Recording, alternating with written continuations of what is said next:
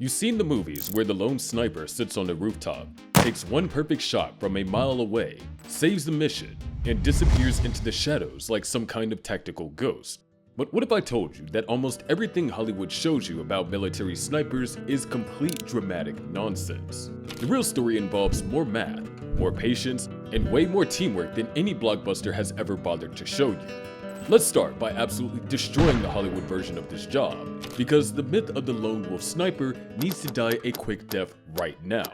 In reality, Army snipers operate as two-person teams, not as mysterious solo operators who work in complete isolation. One soldier acts as the shooter, while the other serves as the spotter, and these roles constantly rotate because the spotter's job is equally crucial and mentally exhausting. The spotter handles observation, calculates environmental factors, manages communication with command, and basically runs the entire operation while the shooter focuses on execution. And here's something that might surprise you even more. The actual shooting represents maybe 20% of what a sniper does on any given mission. The other 80% involves observation, intelligence gathering, reconnaissance, and reporting detailed information back to commanders who need eyes on the battlefield.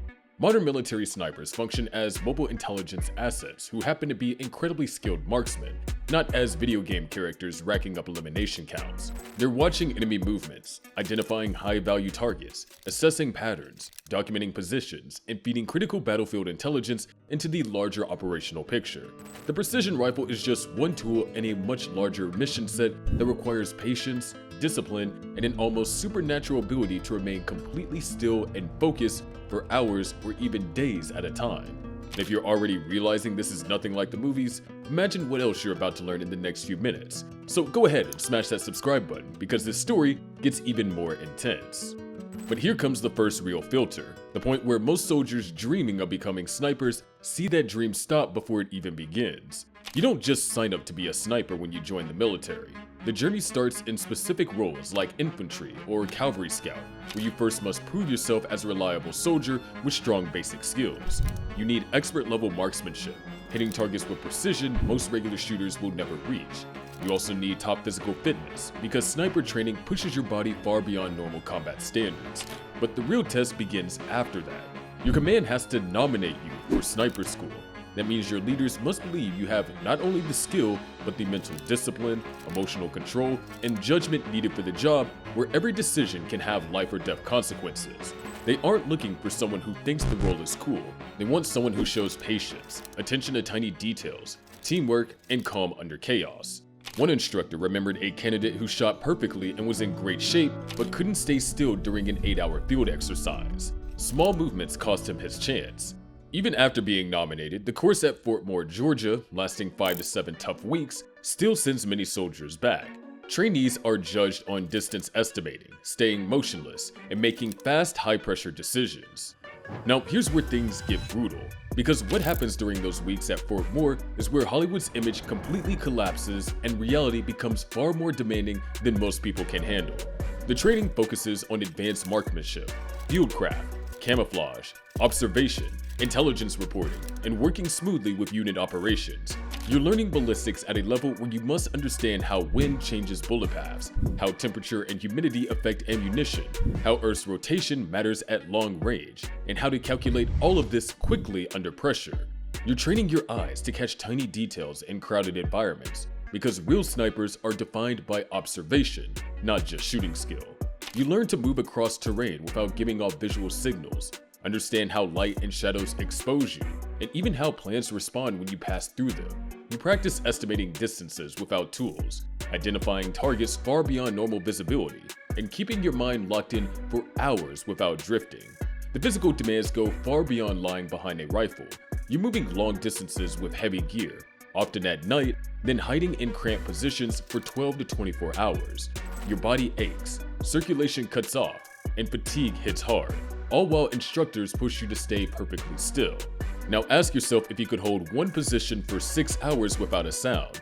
And if that already feels impossible, hit that like button and keep watching, because the psychological pressure makes the physical challenges look easy. Modern Army snipers work with technology that seems like science fiction to snipers from previous generations. But all that technology comes with complexity that adds another layer of skill requirements. The rifle systems themselves represent families of precision weapons, including bolt-action platforms for extreme accuracy and semi-automatic systems for situations requiring faster follow-up shots. These aren't your grandfather's hunting rifles. They're purpose-built instruments chambered in calibers specifically chosen for military engagement distances, equipped with advanced optics that cost more than some people's cars, and maintained to tolerances that require obsessive attention to detail. But the rifle is just the beginning of the equipment loadout. Snipers carry variable power optics, laser rangefinders, ballistic computers that calculate firing solutions accounting for dozens of environmental variables, spotting scopes for observation, communication systems for reporting intelligence and coordinating with command, and increasingly small unmanned aerial systems that provide reconnaissance and situational awareness that previous generations of snipers never had access to. Managing all of this technology while operating in austere environments, often without the ability to charge batteries or perform repairs, requires technical knowledge that goes well beyond simply being good with a rifle. And here's something that really changes the tactical picture. The integration of drones into sniper operations represents a fundamental shift in how these teams gather intelligence and maintain awareness of their surroundings. Small quadcopters allow sniper teams to scout positions before moving, maintain persistent surveillance on multiple targets simultaneously, and even provide Overwatch security that dramatically improves survivability. But now we need to talk about the hardest part, the part Hollywood almost never shows and the part that stays with these soldiers long after they retire. The psychological and moral weight of the job. Snipers make intentional decisions to take a life while seeing the target clearly through high-powered optics. Unlike chaotic close combat, where choices happen in an instant, sniper engagements involve long observation, careful identification, confirmation, and a deliberate trigger pull. You are looking at a human being through your scope, confirming they meet the rules of engagement and making a conscious choice that ends a life while you witness the outcome directly. One retired Army sniper talks about a mission where he watched a target for more than 14 hours. He saw the person's normal routines, interactions, and daily behavior. When the moment finally came to fire based on confirmed hostile action, he had to block out everything human he had seen and focus solely on the mission. Years later, he still remembers every detail. Former snipers describe the weight of those decisions, the struggle to process experiences most civilians cannot imagine, and the difficulty of returning to normal life. The Army offers counseling and peer support, but the truth is that this job leaves lasting marks. Here's something else that separates reality from fiction. Army snipers operate under extremely strict legal and ethical constraints that govern every aspect of how they employ lethal force.